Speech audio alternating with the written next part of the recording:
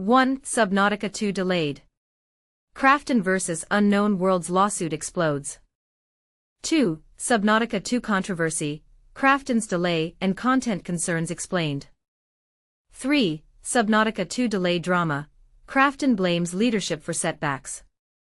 4. Subnautica 2 delayed to 2026, $250 million payout controversy explained. 5. Krafton confirms Subnautica 2 leak, inside the development drama. 1. Subnautica 2 delayed. Krafton vs. Unknown Worlds lawsuit explodes. Krafton, the publisher behind the hit game Subnautica, has issued a bold statement following recent leadership changes at developer Unknown Worlds. The firm claims that the absence of core leadership has led to repeated confusion, resulting in significant delays for Subnautica 2. This bold move has not only pushed the game's release to 2026, but has also ignited a legal battle between the two entities. But here's where it gets controversial. Krafton accuses the former executives of abandoning their responsibilities, which is a claim that could spark differing opinions among fans and industry experts alike. And this is the part most people miss. Krafton had allocated a significant portion of a potential $250 million earnout to the former executives, under the assumption that they would actively lead the development of Subnautica 2. But did they? Let's dive deeper. 2. Subnautica 2 controversy, Krafton's delay and content concerns explained.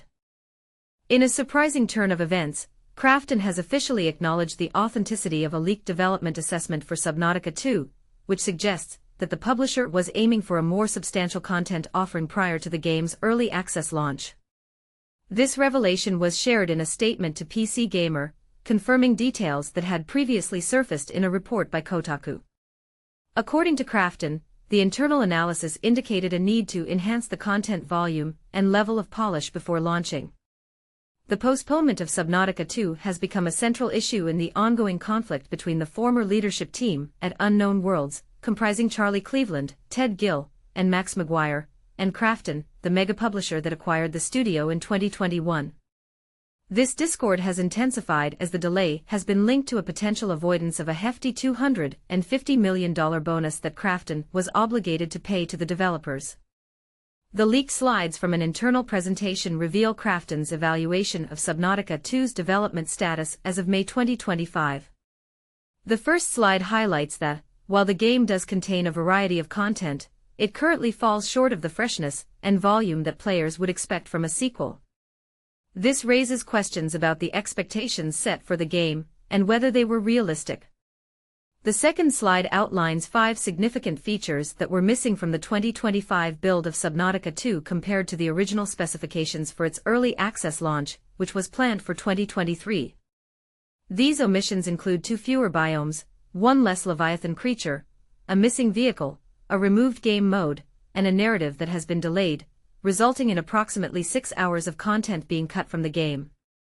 Krafton's assessment states, compared to the originally planned early access launch specifications, the current target content volume has been reduced or adjusted across various elements such as biomes, creatures, equipment/progression, and features.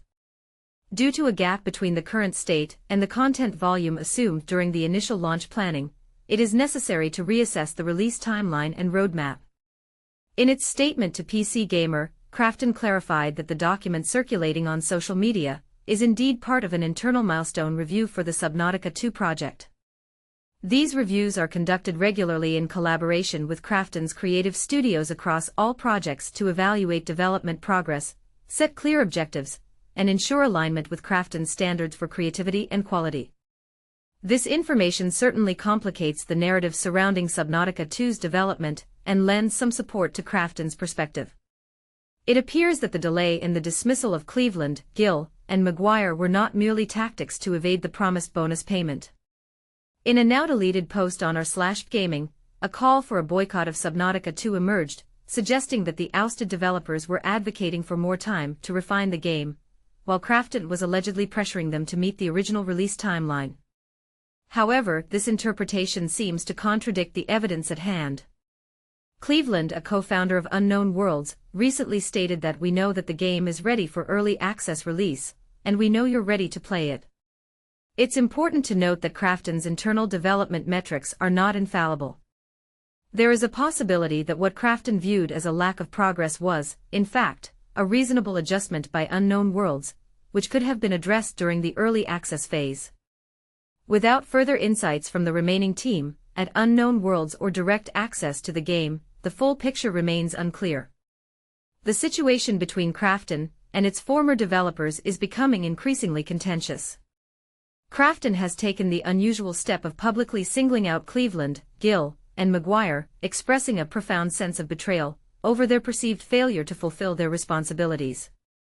They have accused Cleveland specifically of prioritizing a personal film project over the development of Subnautica 2. In response, Cleveland has confirmed that the three have initiated legal action against Krafton. As someone who has followed the tumultuous journey of other game titles, I can only empathize with Subnautica fans during this challenging time. The gaming community is no stranger to such controversies, and it raises the question: how do we balance the creative vision of developers with the financial pressures from publishers? What are your thoughts on this situation? Do you side with Krafton or the ousted developers? Let's discuss in the comments. 3. Subnautica 2 delay drama. Krafton blames leadership for setbacks. Imagine being on the cusp of releasing a highly anticipated game, only to have the entire leadership team replaced and the project delayed by 2 years. This is exactly what happened with Subnautica 2, and the drama surrounding the game's development is only getting more intense. But here's where it gets interesting. The game's publisher, Krafton, is now pointing fingers at the former leadership team, accusing them of abandoning their responsibilities and focusing on personal projects instead. In a lengthy public statement, Krafton claims that the former leaders, including Charlie Cleveland and Max Maguire, failed to fulfill their contracted roles, leading to significant delays and confusion in the game's development.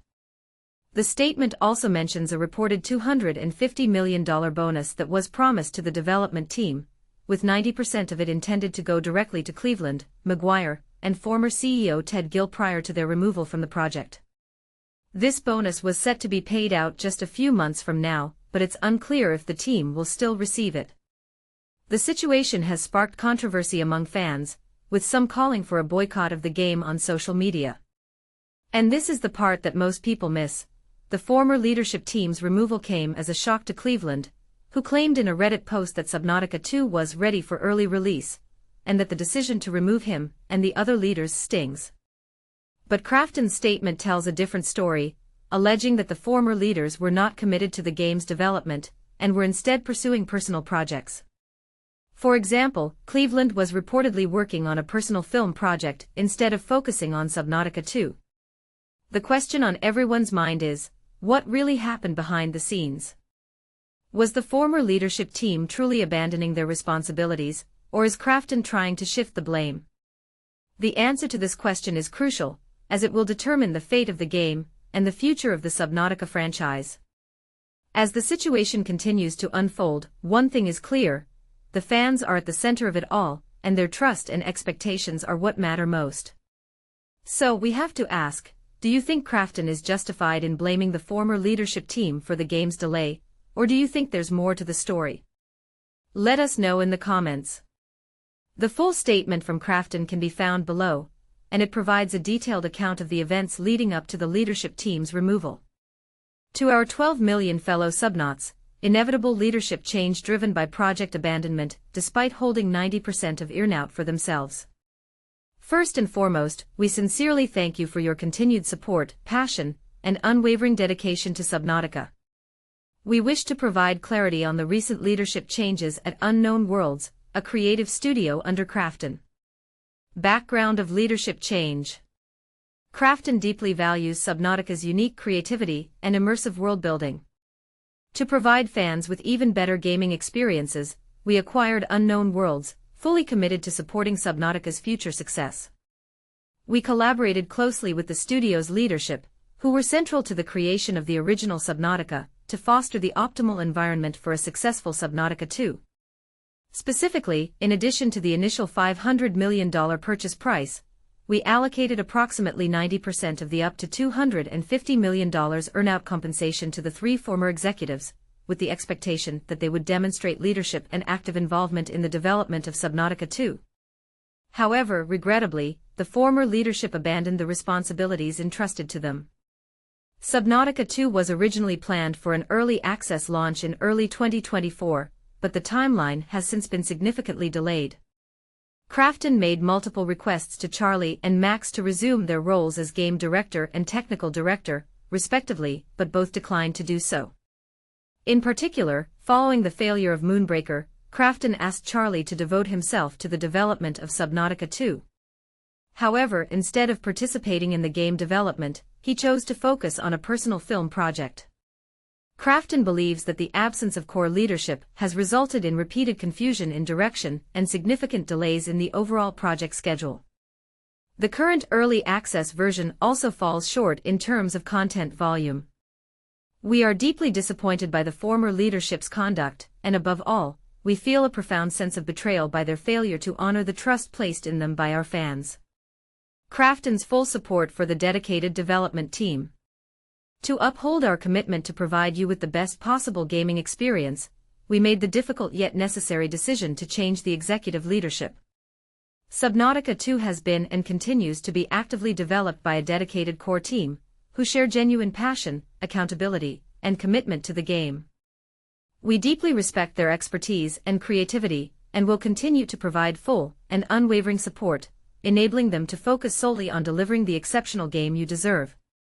Krafton's commitment to its promises in rewarding employees. Additionally, Krafton has committed to fair and equitable compensation for all remaining Unknown Worlds employees who have continuously and tirelessly contributed to Subnautica 2's development. We believe that the dedication and effort of this team are at the very heart of Subnautica's ongoing evolution, and we reaffirm our commitment to provide the rewards they were promised. Fans will always remain at the center of every decision we make at Krafton. Moving forward, we promise transparent communication and continued efforts to sustainably develop and expand the beloved Subnautica universe. Honoring your trust and expectations is a core tenet at Krafton. We are committed to repaying your patience with an even more refined and exceptional gaming experience. 4. Subnautica 2 delayed to 2026, $250 million payout controversy explained.